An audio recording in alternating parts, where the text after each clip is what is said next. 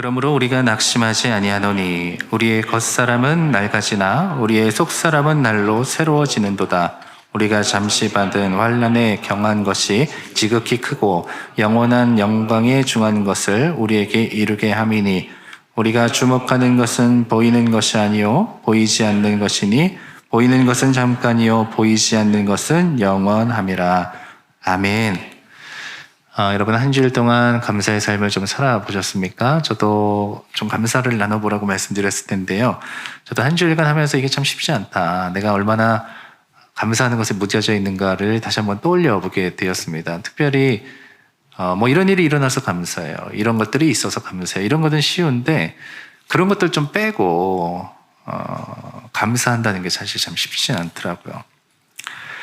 이렇게 감사의 의미를 찾아낼 수 있다는 것, 발견할 수 있다는 것, 그것이 은혜이다라는 것을 다시 한번 생각해 보게 됩니다. 이번 추수감사절을 통해서 여러분들의 잃어버린 감사가 회복되기를 주님의 마음으로 소망합니다. 제가 생각해 보니까 우리의 삶을 불행하게 만드는 것들이 몇 개 있다라는 생각이 드는데 그 중에 우리의 삶을 참 지극히 불행하게 만드는 게 뭐가 있을까 떠올려 보니까 비교가 아닐까라는 생각을 하게 됐어요. 이 비교라는 것은 굉장히 이상한 능력이 있습니다. 비교하는 순간 그것은 당하는 이에게 굉장한 아픔을 주고 상처를 주게 될 뿐만 아니라 비교하는 순간 똑같이 보던 것들이 다르게 보여지게 된다는 것이 참 비교의 이상한 능력인 것 같아요. 저희가 작년에 우리 아이들과 함께 캠핑을 갔던 적이 있습니다. 사실 왜 갔냐 하면 한 번도 못 갔다. 친구들은 다 얘기한다. 그래서 난 그래, 그럼 우리도 한번 가자. 그래서 이제 가게 됐는데요. 생각해 보니까 저는 사실 밖에서 잘 자신은 없어요. 그러니까 낮에만 갔다 오자. 그래도 이게 캠핑이야. 그럼 얘네들은 이걸 캠핑으로 아니까 그냥 그렇게 하려고 다녀왔습니다. 뭐가 필요할까 생각해 보니까 텐트 하나 있어야 되겠더라고요. 그래서 뭘 살까 하다가 사실 저는 이제 번거로운 걸 별로 안 좋아해요. 그래서 원터치로 하나 사자. 몇 인용 살까? 우리 4명이니까 4인용 사면 되겠다. 그래서 이제 4인용 원터치 텐트 저렴한 걸로 하나 샀습니다. 예, 온 날 집에 한번 펼쳐봤어요. 거실에 펼쳐보니까 너무 큰 거예요. 야, 이거 너무 큰 거 산 거 아니냐? 왜냐면 저는 어렸을 때, 초등학교 때 텐트 쳐보고 군대 가서 한번 쳐봤지 쳐본 적이 없거든요. 야, 이거 너무 큰 거 샀다. 이거 큰일 났다. 이거 어디다 두냐? 그래서 아무튼 그거 가지고서 이제 캠핑장, 이제 사이트라고 하더라고요. 이제 가서 이제 거기다 치는데, 칠 게 뭐 있습니까? 이제 던지면 펴지니까. 1분 만에 폈어요. 그리고 이제, 야, 물놀이 하자. 그리고 물놀이 하고 이제 오는데, 갈 때는 몰랐는데 올 때 보니까 텐트가 굉장히 많더라고요. 그러면서 이제 그게 이제 눈에 들어오기 시작하는 거예요. 왜 갈 때는 이제 물놀이 해야 되니까 별 생각이 없었는데 올 때는 이제 그 길을 이제 굽이굽이 지나서 와야 되니까 이게 하나하나 눈에 들어오기 시작하더라고요. 너무 텐트들이, 요즘 텐트들이 다 그런지 모르겠어요. 너무 집도 있고 거실도 있고 아무튼 그렇더라고요. 근데 분명히 오면서 보니까 우리 텐트가 자꾸 안 보여요. 분명히 거기 가면 있어야 되는데 가도 자꾸 안 보여요. 그래서 가서 보니까 저기 한쪽에 진짜 초라하게 아주 보이지도 않는 그 텐트 하나가 덩그러니 놓여 있더라고요. 여러분, 제가 거기서 아주 중요한 사실을 깨달았습니다. 집에서 봤을 때는 그렇게 크다라고 느꼈던 텐트인데요. 다른 것들 사이에서 놓고 보니까 작게 보이더라고요. 여러분, 그게 사람의 마음 아닙니까? 비교가 그런 거 아니에요? 비교하는 순간 이상하게 좋던 것들이 초라해 보인다니까요. 비교하면 참 못나 보이는 것들이 많습니다. 가끔 가정에서 남편이나 아내를 바라볼 때 못마땅한 것이 있어요. 그러면 비교하게 돼요. 그 순간 참 못나 보여요. 우리 남편 참 못나 보이고 내 아내 참 못나 보이고 이상해요. 아이들도 마찬가지. 아이들 보면서도 이상하게 누구와 비교하게 되면 못마땅한 게 그렇게 많아져요. 비교.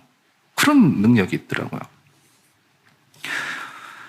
빅피쉬 리틀 폰드 효과라는 이론이 있습니다. 물고기가 큰 연못에 있느냐 작은 연못에 있느냐에 따라서 물고기의 크기가 달라 보인다는 거예요. 똑같은 물고기인데 큰 연못에 있으면 얘가 작아 보이고 작은 연못에 있으면 얘는 커 보인다는 거예요. 이게 교육 이론에 적용된 건데요. 이런 겁니다.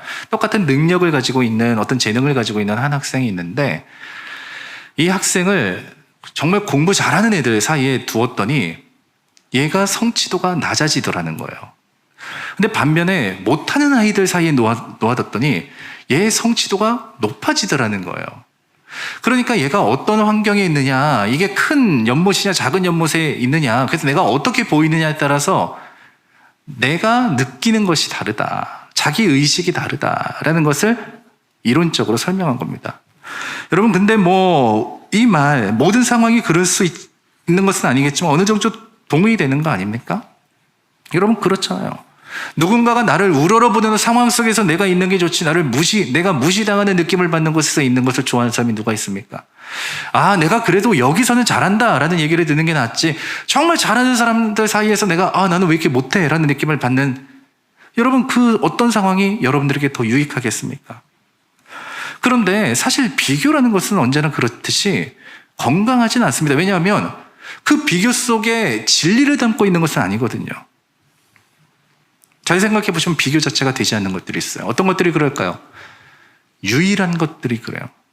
유일한 것들은 비교할 대상이 없기 때문에 비교할 수가 없습니다. 그런데요, 하나님은 우리를 유일한 존재로 만드셨잖아요. 우리는 근데 끊임없이 무엇과 우리를 비교하며 살아요. 사실 우리가 비교를 멈출 수는 없지만 비교가 아니라 그것만의 유일한 가치를 발견해내게 만드는 것이 있다면 단연코 감사다라고 말씀드리고 싶어요. 감사는 비교만큼 특별한 능력이 있습니다. 여러분, 감사하면 그것의 특별함이 눈에 들어오게 되어 있습니다. 비교할 때는 보이지 않았던 그것만의 유일함이 눈에 들어오게 되어 있습니다. 감사가 그렇다는 거예요. 그러면 많은 것들이 달라져요. 큰 연못이냐 작은 연못이냐 이게 중요한 것이 아니라 이런 상황이냐 저런 상황이냐에 따라서 달라 보이는 것이 아니라 그 상황 속에서 그 존재가 가지고 있는 그 가치, 특별함이 눈에 들어오기 시작하면 감사의 거리가 늘어나게 되는 거죠. 하나님은 당신의 자녀들에게 그런 마음 주십니다. 왜냐하면 그런 존재로 만들어 놓으셨으니까요. 하나님은 여러분들을 유일한 존재로 만들으셨고 유일한 가치를 가진 존재로 하나님께서 만들어 두셨습니다. 우리의 삶은 비교해서 나아지는 것이 아니라 발견할 때 나아지는 것입니다. 잠언에 보니까 거머리에게는 두 딸이 있다라고 이렇게 은유합니다. 거머리가 계속해서 피를 빨아먹듯이 이 두 딸은 끊임없이 다오다오 자신의 부족함과 배고픔을 채우려고 만족을 모르고 끊임없이 채운다라고 은유하고 있습니다. 이것이 세상의 속성을 너무나 잘 표현하고 있다. 어쩌면 우리의 마음일지도 모르겠다. 끊임없이 무엇인가를 다오다오, 무엇인가를 채워달라. 만족함이 없는 인생. 진정한 감사가 채워져야만 나오게 되는 것인가? 여기에 의문을 던져야만 합니다, 여러분. 무엇인가가 우리에게 많아져야 우리는 감사하게 되는 것인가? 여기에 의문을 던져야만 합니다. 오늘 사도가 굉장한 솔직한 자기 고백을 하죠. 16절 보십시오. 우리 겉사람은 낡아진다. 이렇게 말해요. 이 당시에 바울이 나이가 50대 후반 정도 됐을 때입니다. 그 시절에 50대 후반이면 노인이죠. 약해진다는 거예요. 몸이 약해지고 내 삶이 약해진다는 거예요. 현실이잖아요. 여러분, 우리도 날이 갈수록 몸이 약해지잖아요. 없던 병도 생기고 예전 같지 않고 피할 수 없는 거예요. 또 17절 이렇게 말하잖아요. 우리가 받는 환난. 이 사도가 환난을 참 많이 받았어요. 심지어 어떤 환난을 받았느냐? 자기 고백을 들어보니까 고린도후서 1장 8절 9절 말씀 보면 힘이 겹도록 심한 고난을 당했다. 너무 힘들었다. 나는 못 견딜 것 같아. 그래서 살 소망까지 끊어졌다. 우리는 우리 자신이 사형 선고를 받은 줄 알았다. 사도가 그렇게 고백해요. 고통이란 고통은 다 받았어요. 자, 그런데 이런 삶에서 감사할 수 있을까? 이런 삶에 감사가 있을까? 그것 말고 다른 게 있을까? 근데 사도는 보란 듯이 자신의 삶에서 자신의 현실과는 다른 또 다른 것들을 찾아내서 고백합니다.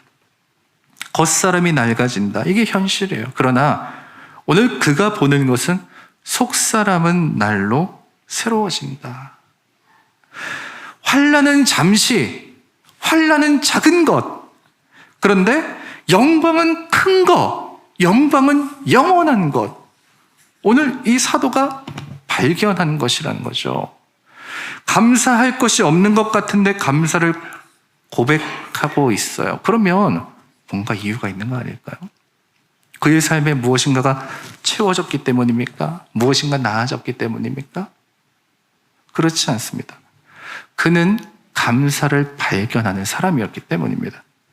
세상적인 관점에서 이런 것들이 감사의 거리가 될 수가 없습니다. 그런데 그는 세상적인 관점이 아니라 하나님을 바라보는 것으로서의 감사, 하나님의 시선을 통해서 자신의 삶 속에 유일하게 가치 있게 주어주신 그 감사의 의미들을 찾아내고 발견하게 되었다. 그는 하나님을 바라보는 눈을 가진 사람이었기 때문입니다. 그래서 오늘 그가 뭐라고 고백을 하느냐? 우리는 낙심하지 않는다라고 대담하게 고백합니다. 자, 그런데 생각해보면 앞에 말씀을 아까 읽어드렸잖아요. 고린도후서 1장 8절 9절. 거기서 뭐라고 고백했어요? 살 소망이 끊어졌다. 살 소망장이 끊어졌대요. 사형 선고 당한 것 같다. 힘에 겹다. 근데 이제 와서는 뭐라 그래요? 낙심하지 않는다. 여러분 좀 이상하지 않습니까? 여러분 앞에서는 내가 이렇게 마음이 막 바뀌는 건가요? 아까까지는 죽을 것 같았는데 지금 와서는 난 그렇지 않아 라고 말하는 걸까요? 그의 상태에 뭔가 변화가 있었던 걸까요? 그렇습니다. 그의 마음에 변화가 있었습니다. 고린도후서 1장 10절 말씀에 이렇게 말합니다. 그가 이같이 큰 사망에서 우리를 건지셨고 또 건지실 것이며 이후에도 건지시기를 그에게 바라노라. 그가 낙심하지 않는 이유는 한 가지였어요. 그게 낙심거리가 되는 것이 아니라 그가 낙심했을 때 건져주시는 하나님 때문이었어요. 그는 그 하나님의 손에 붙잡혀 건짐을 받았어요. 그리고 그 건짐을 오늘도 받고 있어요. 그리고 앞으로도 하나님께서 그를 건지실 것을 그는 믿어요. 그러니까 낙심하지 않는다. 고백하고 있는 거예요. 그런데 저는 이 말이 이렇게 들려요. 내가 낙심하지 않는 것이 아니라 하나님이 우리를 낙심하게 내버려 두지 않는다. 그런 것 같아요. 내 힘으로 난 이제부터 낙심하지 않을 거야 해서 낙심하지 않는 게 아니라 하나님이 어제도, 하나님이 오늘도, 하나님이 내일도 내 삶을 건져주셨던 것처럼 건져주셔. 낙심하지 않게 건져주셔. 사도의 삶도 마찬가지였을 겁니까? 현실을 생각해보면 어려움이 왜 없었겠어요? 그러나 하나님이 나를 낙심하게 내버려 두지 않는다는 그 믿음이 있었어요. 그리고 그것을 경험했던 거예요. 그 순간마다. 다시 일어서고 다시 일어서고. 우리도 그랬으면 좋겠습니다. 여러분, 큰 연못에 살든 작은 연못에 살든 그런 것에 좌지우지되는 것이 우리의 인생이 아니라 하나님으로 말미암아 감사하는 삶, 하나님으로 말미암아 건짐을 받는 삶, 하나님에 의해 세워지는 삶, 그래서 하나님을 통해서 감사하게 되는 삶, 그게 되었으면 좋겠어요. 여러분, 이런 은혜를 어떻게 경험하게 됩니까? 언제 바라보게 됩니까? 언제 찾아내게 됩니까? 오늘 말씀이 이것을 우리에게 보여줍니다. 18절 말씀 보십시오. 우리가 주목하는 것은 보이는 것이 아니요 보이지 않는 것이니 보이는 것은 잠깐이요 보이지 않는 것은 영원함이라. 주목하여 본다. 바라본다는 얘기잖아요. 근데 저는 이 표현을 NIV에서 번역한 것이 참 마음에 듭니다. 거기서 이렇게 번역해놨어요. We fix our eyes 우리는 우리의 눈을 고정시킵니다. 여러분, 고정한다는 게 뭐예요? 변하지 않는 거예요. 움직이지 않는 거예요. 박혀 있는 거예요. 거기에 그냥 박혀 버린 거예요. 그러니까 이건 어디로 갈 수도 없어요. 거기 그냥 있는 거예요. 우리의 양시선을, 우리의 두 눈을 어디에? 하나님께, 영원한 곳에 고정시킨 거예요. 그러니까 보이는 거예요. 그러니까 경험하게 되는 거예요. 겉사람에게서 속사람을 볼 수 있는 것, 환난 속에서 영광을 바라보는 것, 우리의 두 눈을 하나님께 고정시켰기 때문입니다. 여러분, 고정되어 있지 아니하고 한 눈은 하나님 바라보는 것처럼 바라보고 한 눈은 세상을 바라보며 살아가면 여러분, 그 두 시선이 분산되지 않겠습니까? 그 초점이 맞아지겠습니까? 우리의 시선은 한 곳을 바라봐야만 합니다. 하나님을 바라보는 거예요. 그것을 통해서 바라볼 때 다르게 보이는 것이죠. 그래서 오늘 사도는 말하는 거예요. 영원한 것을 보지 못하면 하나님으로 인해서 감사할 수 없어. 우리는 겉사람만 볼 거야. 우리는 환난만 볼 거야. 눈에 보이는 것만 볼 거야. 그러나 하나님을 주목하여 영원한 것을 바라볼 때 우리는 속사람을 보고 하나님의 영광에 영원히 지극히 큰 것을 바라보게 된다. 그러니 감사하게 되는 것이지. 우리의 눈을 하나님께 고정시켜라. 여러분, 이렇게 우리의 눈을 하나님께 고정시키고 영원한 것을 바라볼 때 우리가 경험하게 되는 은혜가 무엇일까요? 여러 가지가 있겠지만 저는 오늘 말씀을 준비하면서 그런 생각을 하게 되었어요. 흘려보내는 은혜, 흘려보내는 은혜. 이게 사실 굉장히 어려운 것이거든요. 우리는 붙잡아야 되는 것들은 붙잡지 않고 흘려보내야 되는 것들은 붙잡고 살아요. 여러분들 마음속에 있는 것들, 미움, 아픔, 기타 등등 그런 것들은 좀 흘려보내야 되는데 그거 붙잡고 살거든요. 붙잡아야 되는 것들은 잘 흘려보내요. 저도 이 말씀을 준비하면서 이 부분에서 사실 마음에 찔림이 많았습니다. 흘려보내야 되는데 안 흘려보내져요. 그게 뭐라고 그거 그렇게 붙잡고 살아요. 놓치지 못하고 내 마음 한쪽에 응어리로 붙잡고 살아요. 하나님을 주목하여 보지 못했구나. 오늘 이 사도와 같이 영원한 것을 바라보지 못했구나. 주님을 바라봐야 되는구나 라는 것을 다시 한번 느꼈습니다. 제가 군생활할 때 군종병을 잠깐 했습니다. 그때 후임병으로 들어왔던 신입으로 들어왔던 신학교를 다니는 친구가 있었어요. 신학교를 다니는 이 동병상련이니까 제가 굉장히 그 친구에게 잘해줬습니다. 그리고 그 친구가 굉장히 사람이 착해요. 어느 날 보니까 그 친구가 자꾸 말라가는 것 같아요. 낯빛이 어두워지는 것 같아요. 어느 날 불러서 그 친구에게 물어봤어요. 무슨 일이냐? 그러니까 대답을 안 해요. 제가 이제 유심히 생활하는 것들을 좀 지켜봤더니 이유가 있더라고요. 그 한 명 고참이 얘를 그렇게 괴롭히는 거예요. 굉장히 착한 애거든요. 근데 그렇게 별걸 가지고 다 트집을 잡아서 그렇게 괴롭히는 거예요. 그러니까 얘가 그걸 견디기가 쉽지가 않은 거죠. 그래서 제가 어느 날 그 친구에게 얘기했어요. 내가 가서 한마디 좀 해줄까? 그 친구가 저를 바라보면서 이렇게 얘기를 해요. 저 힘들지 않습니다. 저 괜찮습니다. 아마 이유가 있어서 그러시는 걸 거예요. 괜찮습니다. 저한테 그렇게 얘기를 하더라고요. 여러분, 이 친구가 착하긴 착한데 이 친구가 착해서 그런 얘기한 거 아닙니다. 이 친구가 그런 얘기를 할 수 있었던 것은 하나님을 사랑하는 사람이었어요. 얘는 진짜 하나님 사랑하는 사람이에요. 정말 새벽마다 눈물로 기도하는 친구예요. 하나님의 것이라면, 하나님의 일이라면 망설이지 않고 하는 친구예요. 그날도 제가 새벽 예배 끝나고 같이 가다가 이야기했던 것이거든요. 저는 그때 그 친구의 이야기를 듣고서 제 마음속에 깨달았던 것이 있어요.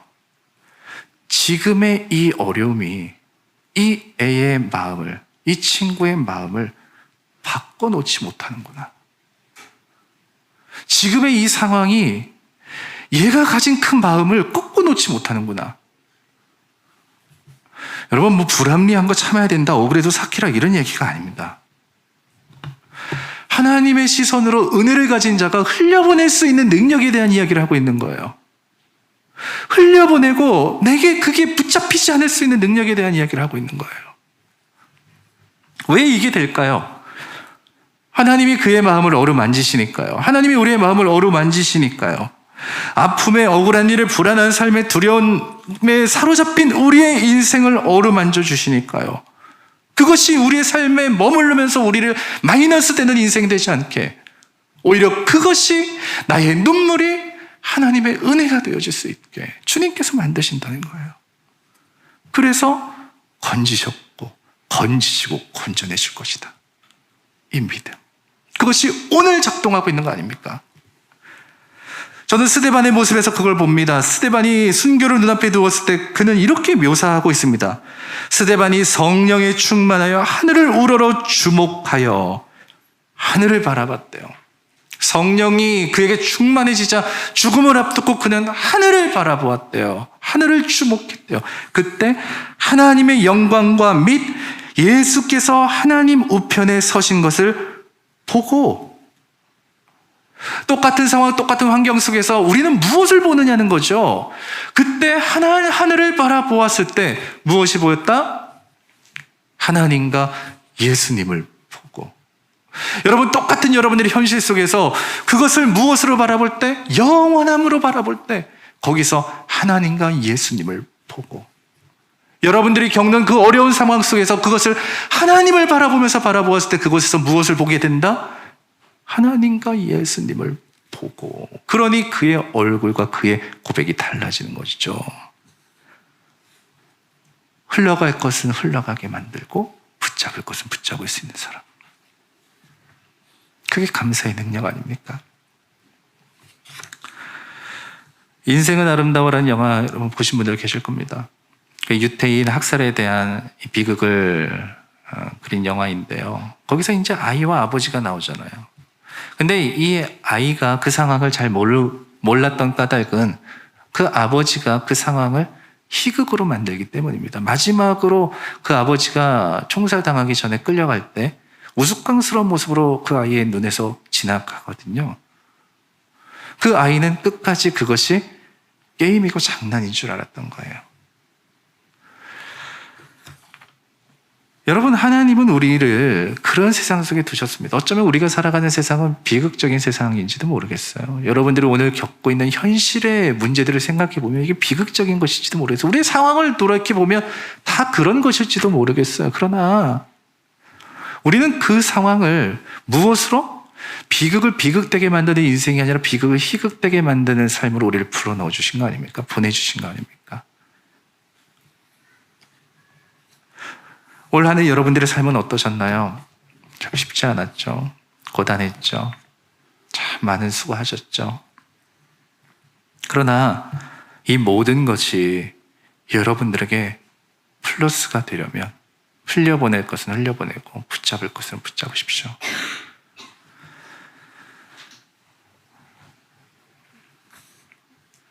그런 하나님의 은혜를 경험할 수 있는 저 여러분 되었으면 좋겠어요. 뿐만 아니라 우리가 하나님을 바라볼 때 내가 누구인지를 분명하게 깨닫게 됩니다. 연못에 따라 달라 보이는 것이 아니에요. 그 연못에 있든 저 연못에 있든 그 물고기는 그 물고기의 크기의 물고기인 겁니다. 그것을 명확하게 보게 하시는 하나님이세요. 왜냐하면 하나님이 그것을 알게 하시거든요. 세상이 매기는 여러분들의 가치, 그것은 세상의 관점에서의 가치이죠. 하나님께서 매기시는 관점이 아닙니다. 사람의 목숨은 돈보다 소중하다고 말하지만 여러분, 사람의 목숨 돈으로 매깁니다. 각자가 죽음의 값이 다 다르다는 거 여러분 아시세요? 다 달라요. 돈으로 매기더라고요. 그러나 하나님은 그렇지 않으십니다. 우리는 유일한 존재니까, 하나님이 만드신 유일한 존재니까요. 하나님은 우리를 향해서 이렇게 말씀하시던데요. 이사야 49장 16절, 내가 너를 내 손바닥에 새겼다. 하나님의 손바닥에 새겨진 존재. 새겨진 존재라고요. 하나님의 손바닥에 새겨진 존재. 그게 우리를 바라보는 하나님의 마음이고 하나님의 뜻인 겁니다. 오늘 여러분들 그런 존재들이에요. 예수의 생명값을 가진 존재들, 예수의 피값에 지불된 존재들, 그게 우리의 삶 아닙니까? 여러분들의 가치는 무엇이냐고요? 오늘 명확하게 말씀드립니다. 예수님의 피값입니다. 그것을 넘어설 수 있는 것이 있나요? 그것과 비교할 수 있는 것이 있나요? 예수님의 피값. 세상이 말하는 내가 아니라 하나님이 보시는 여러분들이 바로 나인 겁니다. 우리는 여기로부터 감사를 깨닫게 되고 회복하게 되고 알게 되고 보게 되는 거예요. 하나님을 바라봐야 그것이 보이는 것이죠. 내가 주님을 주목하여 볼 때 나는 내가 누구인지를 깨닫게 되고 내가 어떤 존재인지를 알게 됩니다. 거기서 말할 수 없는 감사가 나오게 되는 것이죠. 하나님의 손바닥에 새겨진 존재들이요. 오늘 믿음의 눈으로 그와 같이 주님을 바라보십시오. 자, 이제 말씀을 좀 정리하려고 하는데요. 여러 가지 말씀드렸지만 오늘 핵심은 한 가지입니다. 감사하자라는 거예요. 근데 세상에서 말하는 그런 감사 말고요. 뭔가 더해지기 때문에, 채워졌기 때문에, 풍성해졌기 때문에 하는 감사 말고 그런 것도 감사해야 되겠죠. 그러나 그것만은 감사가 아닙니다. 하나님의 자녀다운 감사. 하나님이 내게 계시기 때문에 나오는 감사. 상황도 환경도 넘어서는 감사. 그게 우리의 감사가 돼야 될 줄 믿습니다. 세상의 조류에 휩쓸려 이리로 가려면 이리로 가고 저리로 가려면 저리로 가는 그런 여러분들의 인생을 살아가지 마시고 하나님을 바라보기 때문에, 영원한 것을 바라보기 때문에, 하나님을 주목하여 보기 때문에 하나님께서 주시는 그 참된 감사가 여러분들의 삶에서 터져나오길 소망합니다. 비극적인 인생 속에서 비극의 인생을 살아가는 인생이 아니라 비극을 희극되게 만드는 여러분들의 삶이 되길 원하고, 희극된 인생을 통해서 하나님께 영광을 돌릴 수 있는 여러분들의 삶이 되어주시기를 주님의 마음으로 축복합니다. 또한 여러분들의 감사의 크기가 연못의 크기에 따라 달라지는 것이 아니라 그 모든 곳에서 어디에 가져다 두어도 하나님의, 예수님의 피값에 감사를 가진 저와 여러분 되기를 주님의 마음으로 축복합니다. 우리 함께 같이